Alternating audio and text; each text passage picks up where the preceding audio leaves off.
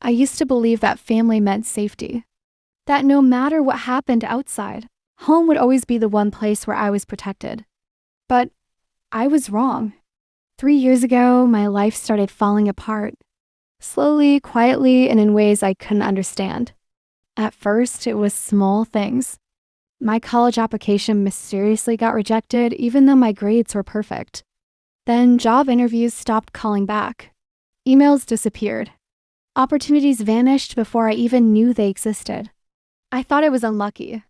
My parents kept telling me the same thing. Maybe you're just not trying hard enough. I believed them. Every failure made me doubt myself more. I stopped trusting my abilities. I stopped dreaming. While my friends moved forward in life, I felt stuck, like someone had pressed pause on my future. At home, things felt strange too. My parents suddenly became overly controlling.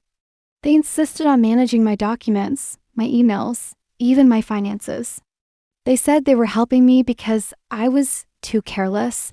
I didn't question it. They were my parents. One night, while using my dad's laptop to print something, I noticed my email account already logged in. That confused me. I had never signed in on his device before. Curious, I checked the sent folder. And that's when my heart stopped. There were emails sent from my account, rejecting job offers I had never seen, messages declining interviews, replies written in my name telling companies I wasn't interested anymore. My hands started shaking. Someone had been sabotaging my life, and the login history showed only one location: my home. At first, I refused to believe it. There had to be another explanation. Maybe hacking, maybe a mistake. But deep down, a terrifying thought began forming in my mind. What if the people I trusted the most were the reason my life was falling apart? That night, I couldn't sleep. And the next morning, I decided to find the truth. I started watching carefully, observing everything. For the first time in years, I stopped being naive. I changed nothing outwardly. I acted normal, smiled at dinner, and pretended I knew nothing. But secretly, I began collecting evidence. I created a new private email account, one nobody knew about. I applied for jobs again, this time hiding every detail. A week later, I received an interview invitation. And strangely, my parents knew about it before I told them. That confirmed my fear. They were watching me.